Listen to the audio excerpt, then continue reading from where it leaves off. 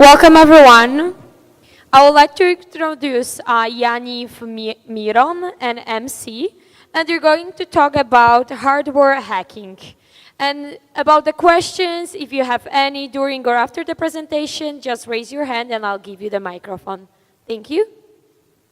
Okay, so hi everybody, that's our slides. Ph0k Day Will Pwn U with Hardware Mofos. I'm Yaniv Miron, that's MC. Hello everyone. Also, big thanks to the organizers, really nice con, because they lost our luggage when we came here, but the con people helped to get the luggage back, so we wouldn't be able to do this presentation. It wasn't for them, so big thanks to them. Okay, so MC, my name is MC. I do security assessments and pen tests. There you go. Yeah, so my nickname is Lament, also doing some security stuff, certified locksmith, doing some interesting stuff. Ph0k Consult, that's a company that we work at, established 2002, and we're doing some nice stuff in there. So the agenda is actually, what the hell is hardware hacking? So probably some of you thought about like modding, improving your processor and things like that. But what we're saying is that we will show you some tools, some hardware tools to use in your hacking or in your pen test or things like that. And those are actually things that we tried and they're working. And actually we're going to show you 5 live demos on stage because we believe that you don't need just to speak about stuff, you need to prove it. So we'll try to prove things. We hope that everything will go smoothly because it's pretty hard to show 5 live demos. And then how to build your kit. So we actually will recommend you where to buy stuff and how to build your own hardware hacking kit. So those are a few things you need to know ahead. If you don't know those, just leave the room now, please. That's our office, just so you'll know. That's how it looks like. So we're not from South Bronx, but that's kind of what it looks like, Yeah. So what we're saying is that a lot of hackers and pen testers are focusing like OWASP top 10 and those kind of things. And we're thinking that that's not the thing at the moment. Because yes, you can use like SQL injection, cross-site scripting, those kind of things. But we're saying that with our hardware hacking tools, you'll get probably 90-something% of success instead of doing some OWASP stuff or other things. And I would say that many people are actually ignoring the things that we're doing when they're formalizing some sort of security policy to the organization. So this guy Relic from TrustedSec did a pretty cool presentation a while back where he talked about the long tail of information security. So we sort of stole a slide, but we gave him credit, so hopefully it's okay. So we actually put hardware hacking, as you can see there, at the beginning of the tail, which means at the beginning of the tail you'll have attacks that are quite frequent and doesn't require that much effort in terms of skill or finance, right? So a lot of the things we're going to show you here are actually quite easy to do and not that expensive. And we really feel that these sort of things should be part of pen tests because often what happens is, like Yaniv mentioned, the scope is quite reduced, right? They'll tell you, you can't do this, you can't do that, blah, blah, blah. But if you really want to show, how an attacker would pwn your organization or company and steal data, some of these things actually work pretty well.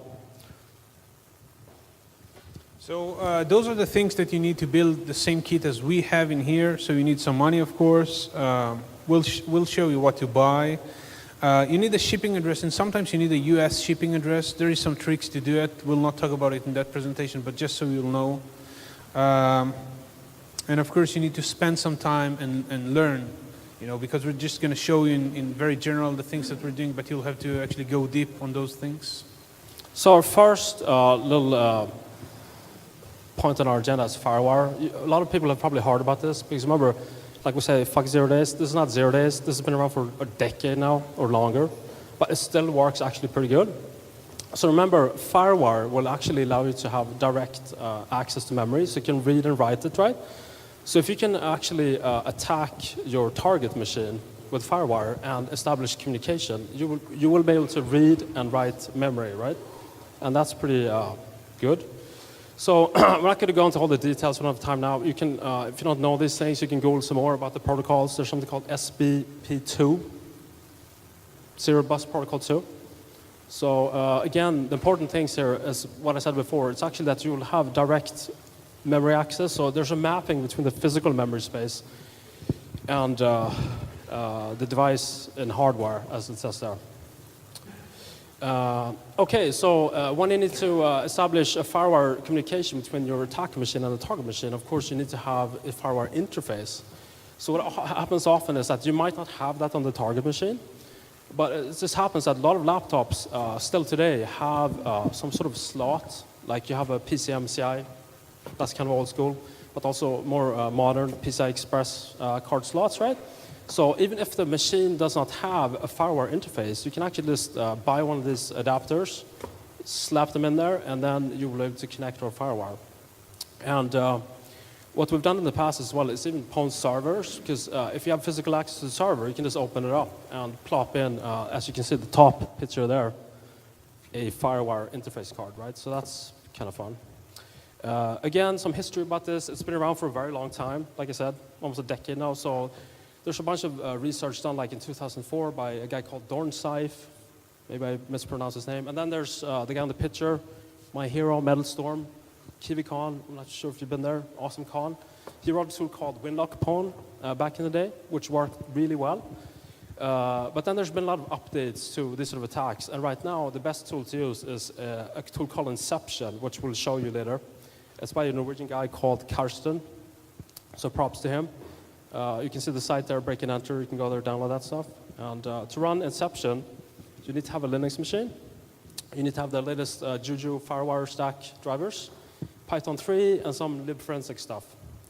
And that will allow you to, I would say, take over most of the modern sort of operating systems that you'll come across in most organizations. You can see there are Windows, 7, 8, XP, some Mac OS 10 stuff, even some Linux variants like Ubuntu and even Mint. And okay, so when we do these sort of things, we use Karsten's tool called Inception. And it's pretty awesome because, like I said, a lot of big corporates like banks and stuff like that, they have actually hardened their laptops, but they have sort of forgot about the FireWire part. So often what happens is they even have like Bitlocker for disk encryption on a typical sort of corporate machine with Windows 7. And if someone finds it, if you can turn it on, right, and it comes all the way up to the screen where you actually put your username and password, we, for the most part, can actually pwn it with the FireWire because usually they have not hardened it. So, yes. So why do we care about that? Because, like I said before, if you have direct memory access, read and write, right, you can actually just dump the memory. And in memory, you'll find useful things like keys, passwords, stuff like that. Or you can actually unlock the machine because we can actually, with this tool, search for an offset and a patch and look for the DLL in Windows, for instance, where you actually put your password and just overwrite that so we can put any password. And that's sort of what the tool looks like when you run it. So we're going to do a little demo here. This machine is actually a Windows 7 machine that has actually Bitlocker enabled. I'll show you that here.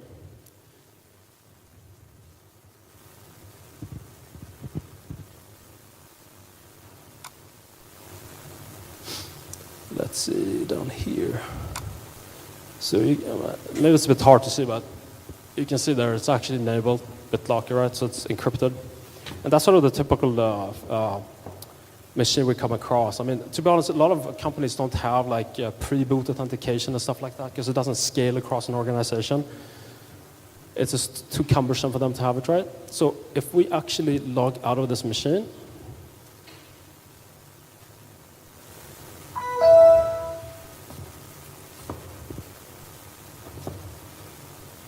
see here, Alice has a password. So if we type in some mumbo jumbo here, you'll see that. Yeah, or blank. Blank. It doesn't work, right? So if you hold up. Yeah. Okay, so now what MC will do is actually he's going to plug one PCMCI card to the Linux machine, the attack machine, and the other one to the victim machine. And that's, as we said, the fully patched Windows 7 with BitLocker on, so it should be encrypted. And we will try to pop that machine. So it should have, we should be able to log in with a blank password to that Windows machine. Because of some technical difficulties, we can show you only one screen in here. So we're running it on the Linux machine. and you probably won't be able to see it. We just show you that image in there. Okay. So what it's going to do is going to run on the RAM. There is 2 gigs of RAM in that machine. It's going to run on those 2 gigs, try to find the specific signature. Yeah. You can see that's kind of inception, like what we showed before is running now. So it's searching through the memory. So it's connected over FireWire. It's looking for the offset, and when it finds it, it will patch it, So it's just searching through now. Again, this is live demo. Usually this is actually pretty rock solid, but Murphy's Law, when something is not supposed to fuck up, it will. Hopefully not this time. Let's see.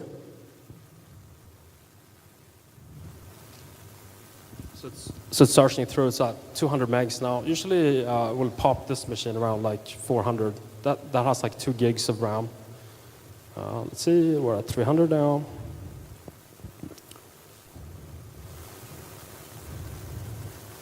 It's interesting to note, we've had some companies where we do this, where they actually spent a lot of time to try to harden FireWire, but this attack still works. So sometimes what happens is that companies spend time to do it, and yeah, you can't really see here, but it actually found the offset and patched in memory now, so we should be able to log in with any passwords. We're just going to do a blank one.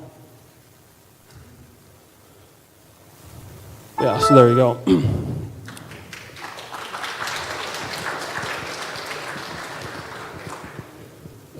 And remember, this is an offensive talk, so we're not going to spend time on sort of how you defend against this. If you want to know about stuff, you can come see us later, because we have to continue with some other stuff. Again, to do this, you can check our slides later, where you can buy some of these things. But for this one, all you need really is some FireWire cards that fit your target and attack machine, right? So you can check our slides later where you can buy these things. But Amazon, whatever, it's cheap stuff. Okay, so the next thing that we're going to show is actually Teensy, and Teensy is a very small device.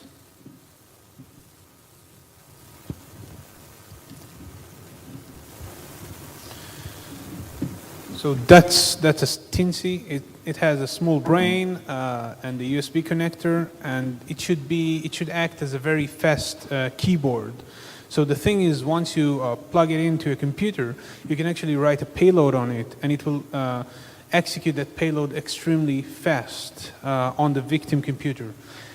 And I know that some of you knew some tricks, with the U3, with USB in the past, but that's different because that's not really doing anything malicious. It's just simulating a keyboard, so it's okay. So all of the antivirus companies that blocking things. That are being connected to the machine, like hot plugins, stuff like that, that will not help them, because that's just like connecting an external keyboard to the machine. And the cool stuff is that yes, you can use it for typing stuff really fast, but you can also use it for hacking or for malicious stuff, as we do.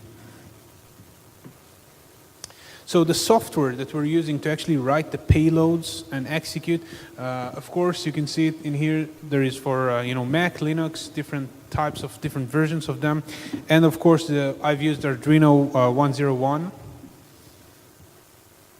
So what I did, I grabbed some code from the internet. I wrote some code. So what this small thing should do, hopefully, if it will work, is actually to add an admin user on that machine, and it should work pretty fast. So it should take less than a minute to actually plug it in, wait a minute, plug it out, and then I'll have probably a new admin user on that machine. So if you're sitting with your friends or with your victims somewhere, and they're turning the head to a different direction or just going to the toilet to take a piss or something, you can plug it in, plug it out pretty fast. You'll have a user on their machine. So sorry, what? Well, if the screen is locked, it will not work. You'll have to use the FireWire first and then do that, because the thing is, it's simulating a keyboard. Okay, another important thing when you're writing code, I'm not going to go through the code screens because it's pretty boring. Probably all of you know how to write code. The important thing is to think like a keyboard when you're writing code. So for example, if you're writing code for Windows 7, the steps to go to a CMD would be to click on the Windows button and then type CMD and then enter. So that's what we need to do to open a CMD. But on Windows XP, you need to type the Windows button, then press R, which will take you to the ran command, and then type CMD. So what I'm trying to say is that the payloads for Windows 7 will not work on Windows XP and vice versa. So when you're building your payload, you need to think exactly how would a user type those things in that specific OS that you're going to attack. Okay, so let's go to the demo now. So I actually have a long cable just so you could see that I'm plugging it in.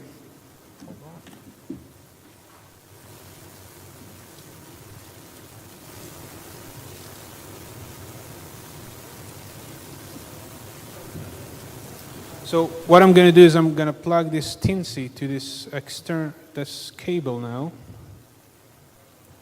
Yeah. How many engineers does it take? And then I'll plop this cable. So I'll put it in here, and I'll plop this cable to the machine. And before that, I'll just show you the users on that machine. So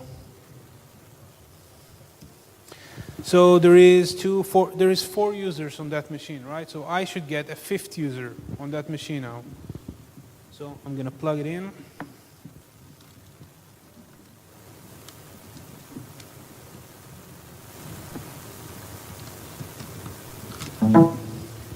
Yeah. So you should see some stuff on the screen because it's actually like a keyboard, but it should be pretty quick. So that's the Windows, user creation protection and everything.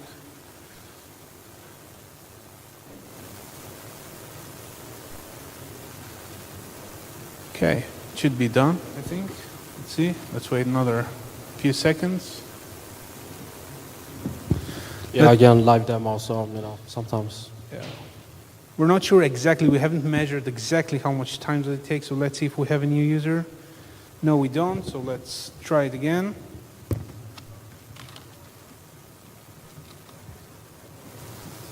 So plug it in again, let's wait a bit longer. And again, my code is not perfect. Probably you can write a better code that will do it, faster and more precise way. But let's see. Okay. Yeah, remember, this is to show you guys some basic stuff. Of course, you can write some cool code that, makes it a bit more not so obvious for the user. Exactly. But that's not the point of this one. This is to show you some basic things. So let's check again the user list. Okay, and now you can see that there is another user, POC Windows 7, proof of concept Windows 7. So that's an admin user on the system that wasn't there before. So we'll go here to local users, user. You can see that's my new user on the machine. Now I can just log into that machine, do whatever I want. So that was our second demo. And of course you can write whatever code you want. I just wrote a code that will add a user. You can write a code that will, collect all of the emails on the machine and send it somewhere. And okay, so that was our Teensy demo. Of course, you have it on the slides where to buy that stuff and how to write the code and everything. And the next thing we're going to show is RFID. Okay, so the next little favorite we have is RFID. I'm not sure how many of you guys have a proxcard to enter your office or where you work, that sort of thing. A little card like on the picture there. What happens often, we've seen, is that some companies may even have quite expensive equipment, but it's not really configured in a secure manner because either they're lazy or they don't know what they're doing. So what we're talking about for this here is actually the sort of low-frequency cards at 125 kilohertz. And some very common vendors for these sort of things is HID, like you see on the slides, right? And like I said, you'll find these a lot in corporate environments. We saw them a lot here when we arrived at the airport, for instance, and that sort of thing. And remember, these are passive tags, right? So the actual card, you can see there on the slide, has the little antenna on the coil there, a little chip, but it's actually powered by the reader. So that means actually you have to be quite close usually to the reader to read the tag, right? Because it's the reader that will power the card. And one of the quite common or popular technologies is this HID proxcard, right? That we find a lot. Like we said, we saw it here too at the airport. And a lot of companies have this sort of thing. It's been around for quite some time. And again, I'm not going to go into all the bits and bobs about it, but what you see a lot is this sort of 26-bit value in the card, right? And what you have in there, you'll actually have a facility code and a sort of unique number for the card. You can see it there, right? And then there's some other bits and bobs before that called a preamble. And then it depends really on if it's a 26-bit card, 27-bit. There's a bunch of variations. But what we're interested in when we want to pwn, companies is to get the facility code and the unique card number. And like I said before, usually what happens, since it's a passive card, you have to be very close to the reader, so about 3-4 inches normally. So what we can do is we actually implemented a funny little project where you take a bigger reader that you'll normally find like in a parking garage or something like that, because that one is bigger, has a bigger coil. The one we did was to slap in a battery pack with 12 volts in there. But that will allow you to read the card at a much further distance, actually up to around 24 inches, so 0.6 meters. And so what happens is in the reader, it will actually output like a pulse train, right? It's called the vegan protocol. Again, we're not going to go into all the details of that, but you actually hook it up to the reader, 2 wires, and then you can get 2 pulse trains, like ones and zeros. And that will allow you to, when the reader reads the card, you'll get the facility code and the unique serial number, right? And then you need a little device. In this case, we just used a little Arduino type board to actually get the serial communication, actually read those pulse trains, decode them, and save them to an SD card. And this is kind of what it looks like, right? And the problem is we've actually taken this through sort of airport security. Well, tried to a number of times, but usually they're not very happy. So we didn't actually bring it this time because after all this Boston crap, the bombs and stuff like that, they're really sort of itchy, these people, and they get very suspicious when they see this sort of crap, right? So we unfortunately, we couldn't bring it here. So I made some videos to show it, but it's actually pretty big. It's sort of the size of like an old school vinyl record, about 12 by 12 inches. And I'll show you here some videos I made so you can see how it works. So sorry again for that we couldn't bring it. It's more fun to see it like live, right? But we simply couldn't do it. So here first, I'll show you a little video where we just read the tag, so you can see that we can do this at a distance, right? There's on the floor. When it beeps, it reads, and you can actually tweak the machine so you don't hear the beep. Obviously, if you're walking around with this thing, but covert, you don't want it to beep. But you can see there, it's quite a distance. It also depends, of course, if the batteries are charged. There could be other interference. If you have the reader close to some metal object, it will actually decrease the reading distance. I'll show you another video here where we actually read from a distance, right? So in this case, someone has the reader in a bag, sort of, and someone walks past. So you can see it's at a distance. So if you stand like in an elevator or somewhere like that, or if you sort of put the reader in a bag, like this person has, you can walk around like maybe in a lunch area or something and sweep for tags. Yeah.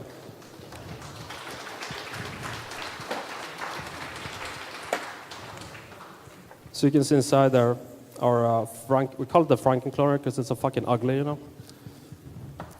There you see the various bits and bobs. And then finally, I would like to show you just kind of the workflow, so you can see all the components and how it fits together.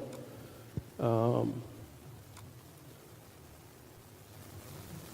here, just to explain what's happening. First, we're going to read a card. We have this Russian little device that allows you to clone these cards. So you can just program whatever code you want, right? Facility code and serial number, to show you what the numbers are. Then we're going to read it in the reader and show you in debug mode that it's actually being read, and then actually take out the SD card to see that something was actually written to the card itself. So here we go. Here's the Russian reader. We read the card.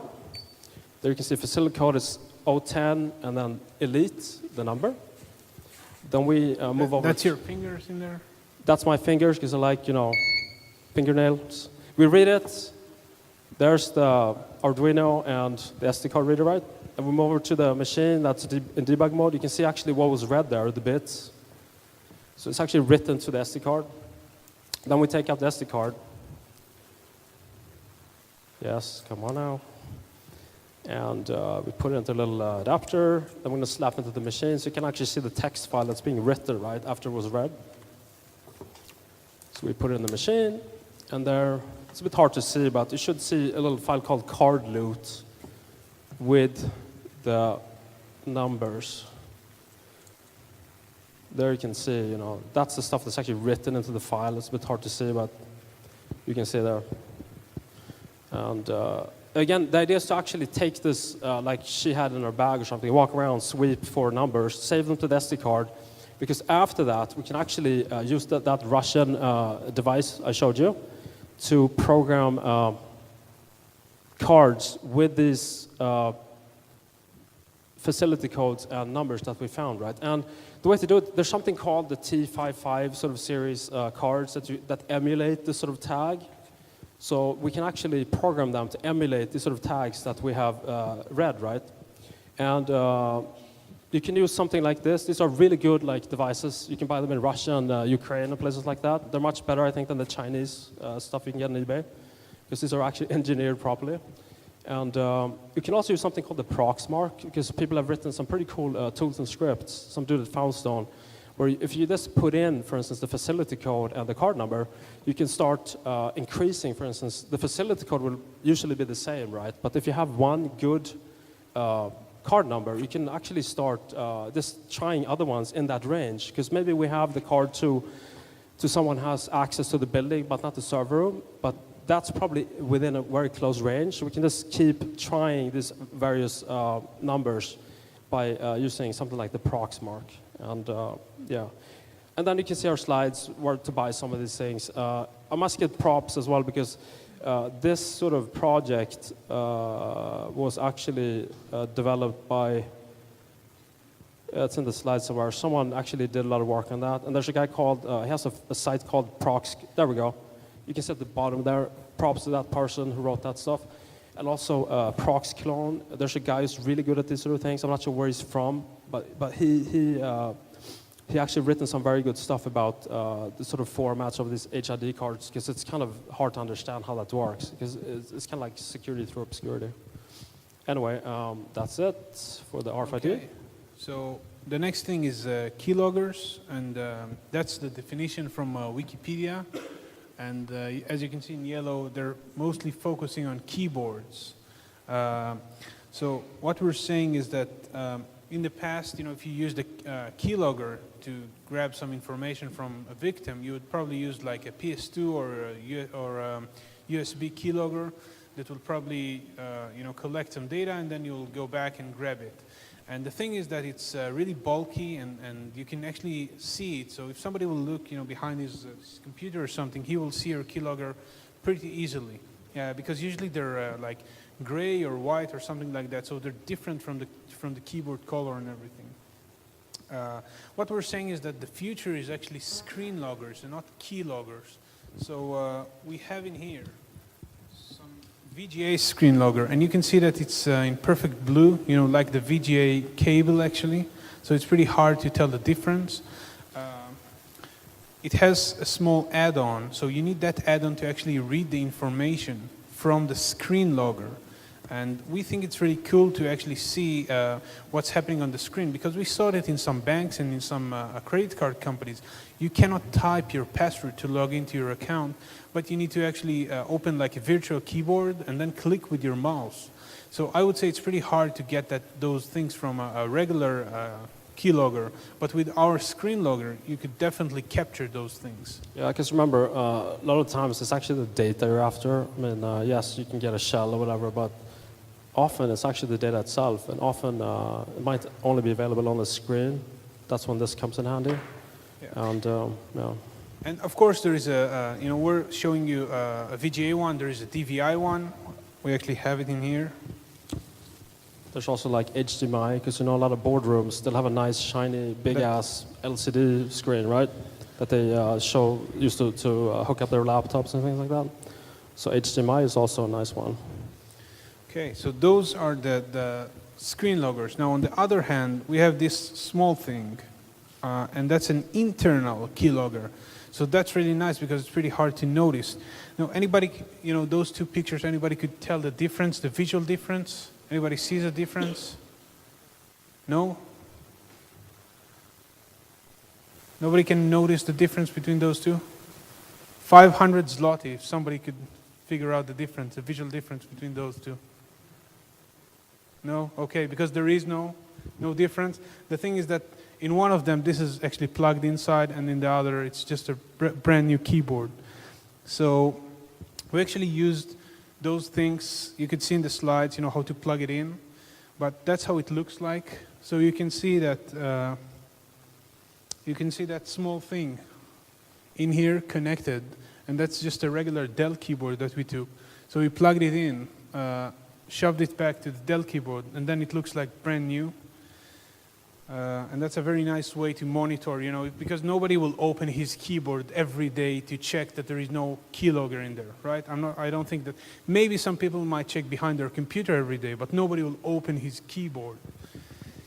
Okay, next thing, of course, there's some serial ones, so it's nice for printers and stuff, but that's pretty known. So let's go to the interesting stuff, the demo. So what we're going to do is actually. Yeah, Yaniv's gonna hook up a VGA monitor here. So imagine this is your CEO, he's hanging out in his office, checking out his spreadsheets, surfing some porn maybe. So that's the VGA cable to that screen over here. I'm just gonna take my keylogger and plug it in. So it's in line, right, between the TAC and then I'm just gonna machine and the monitor. Plug it to the victim machine. So you'll have to excuse us for a sec. We'll switch from the projector from one screen to another. Yeah. Yeah, it's a bit clunky. Sorry about this. Can you plug it in? Yes. I'm going to plug it in here. So I'm going to plug the keylogger to that machine.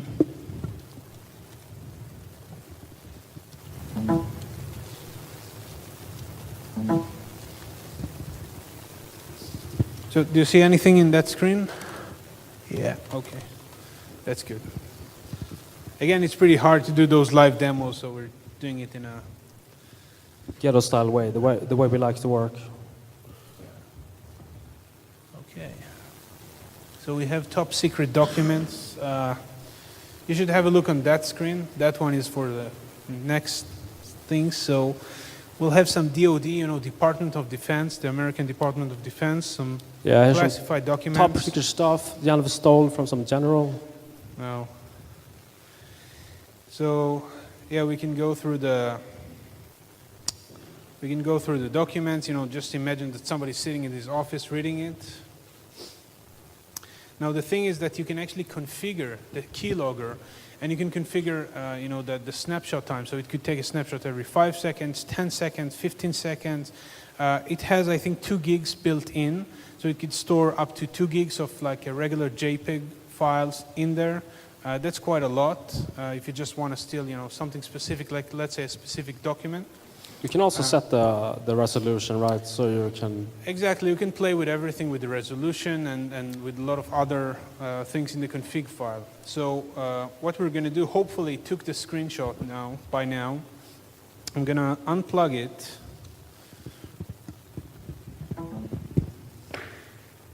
I'm going to add this little thing in here. So that's the little module required to actually put it into sort of data mode so you can read out the data that you captured. If it will work. If it works, how many engineers does it take to? Okay.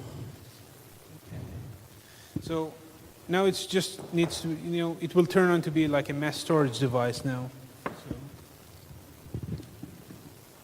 The cool thing is like a lot of the stuff we're showing here, you can actually buy it here in Poland. So we love Poland that you have Yeah, these we things. actually got those keyloggers in Poland, so it's really nice that you can. Okay, so you can see that's sort of the mass storage device on the keylogger. That's the config file that we were talking about. You can configure different stuff in there. And that's the interesting part. That's the image folder. So let's see.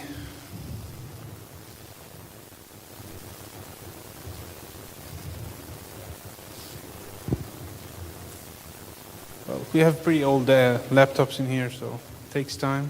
Blame our employers.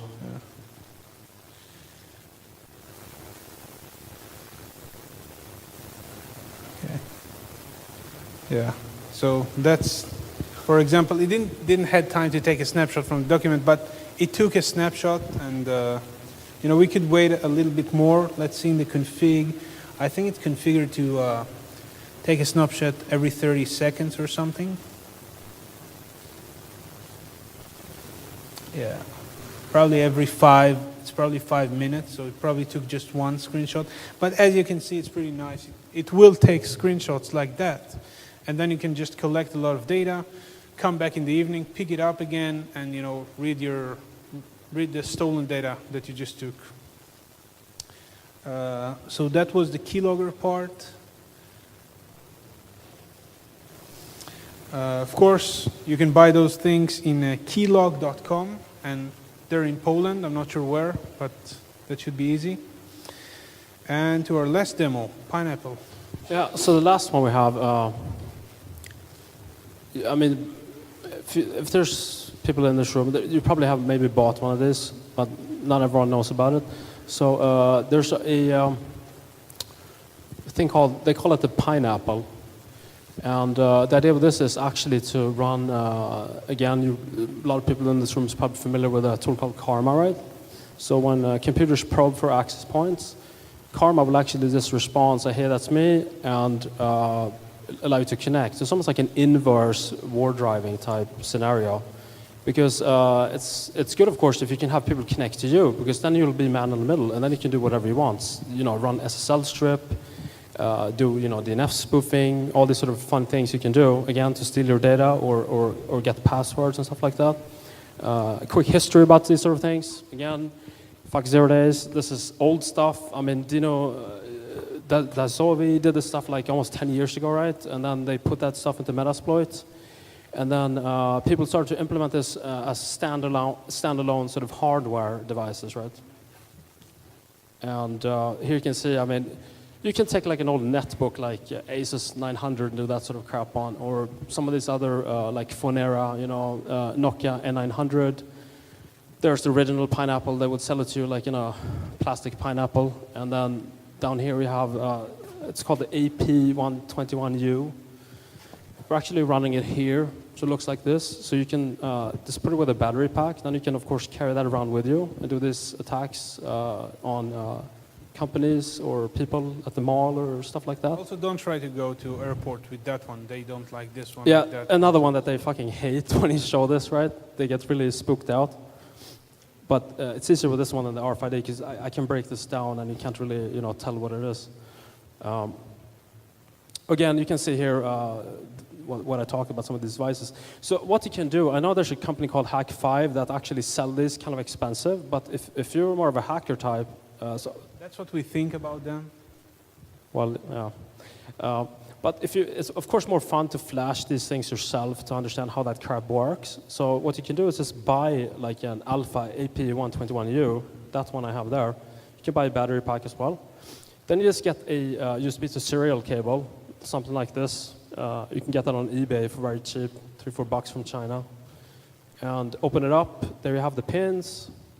You connect them and follow these steps at WiFiPanel.com so you can flash the device yourself, right? And then you'll have this sort of web GUI where you can configure things.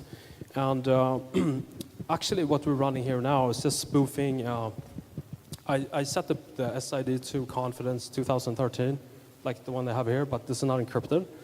So we'll check later if anyone connected, but if you did, you would have seen a stupid 9 cat. So I'm not sure if anyone saw the 9 cat here. No? We'll check the logs later. From our experience, people are not saying, and then at the end, they're just showing us that they got pwned. Yeah, it's funny. So, usually people say, yeah. we haven't seen the 9 cat, but when we check the logs, we can of course see who connected. But, Exactly.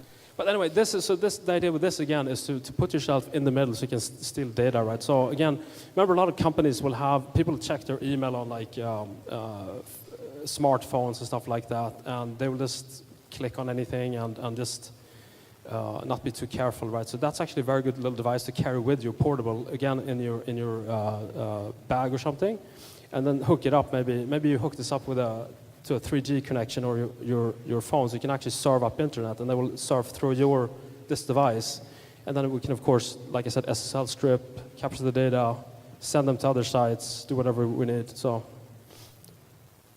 there we go. Yeah, I'm just opening it to. He's a hacker, you know.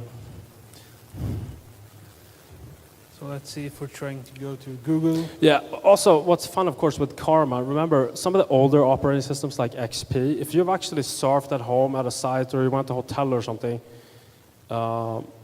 say you were at a Sheraton in Dubai or something and you connected on an XP machine, it's actually saved as a place where you've been. So the next time you actually turn on your machine, it will start probing for that access point. So if we have something like this running, this will say, yes, I'm the Sheraton, blah, blah, blah. So there you can see. So we try to surf to Microsoft.com because we love them, and that's what you get. You can see, I'm not sure where we're connected. Maybe we can show them. Maybe Yeah, we're let's connected see. to Heathrow or something. I don't know. Of course, the newer operating systems are a bit more secure, but especially stuff like XP, well, this works really well because it will just connect. Yeah, we're connected to the Sheraton London Heathrow wireless network, which is total fake, of course. We can just put whatever name we want over there. So Yeah. yeah. We have some funny stories. We've been to some other conferences, and we stayed on the speaker floor with a bunch of other speakers, and we ran this, and it was pretty funny. Some people will not admit, but they totally connected to the stuff, man, and used it. So that's pretty funny. Yeah. Even like experienced people, security people. So. Okay, so just to wrap it all up, we think that hardware hacking is really nice. The stuff that we showed you, of course, it's just, demos, and it's pretty hard to show it on stage, but we showed you 5 nice demos in here. You can probably use them, do the same things, as pen testers or hackers or whatever. We think that you don't need to be really rich because we saw that there are some companies that sell sort of tools for hackers, like to do those kind of things, but it's extremely expensive, like suitcases with forensics equipment that, with that equipment you can actually sort of monitor people and stuff like that. But at the end, it's the same equipment as we're showing here, and that's pretty cheap equipment, few hundreds of euros per thing, and you have it. We think it gets simpler and simpler because, some of the things that we did in here is either just to turn on a device or just to plug a cable or something. So you don't need to be like James Bond to do those kind of things. And we think you should build your own stuff also. Any questions?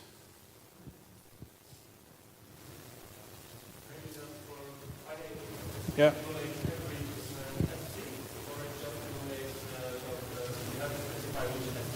No. It will just, when you probe, it will say, yes, it's me. So it doesn't matter. If you probe, it will say that's it, right? So whatever you probe for, it will serve it up.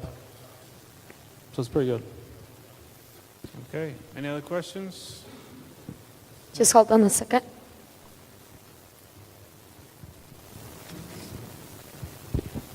I have questions about the first attack that you showed. Is this attack successful only when the user first log on to the computer? I'm talking about attack with the Bitlocker encrypted drive. Attacking with what? The first attack. The firewall Yes, attack. yes, Yeah. with the Bitlocker. It is successful, this attack, only when the user first log on to the computer and the credentials are in the RAM. Well, no, you don't need to be logged into the computer. As long as you don't have a pre-boot authentication, it's enough just to turn on the computer. So if you have a totally turned off computer with Bitlocker and fully patched Windows 7, and it's totally turned off, and I'll just steal your computer and I'll press the button without even logging in, the FireWire will work because it doesn't look for your specific user password. It looks for the admin on the machine. So it will run on the memory, scan for the specific signature that it's looking for, and that's it. So to your question, it doesn't matter if you're logged in or not, or if you have been logged in or not. Other questions? Okay. Okay, thank you guys. Thank you. Appreciate it. Thanks. Yeah.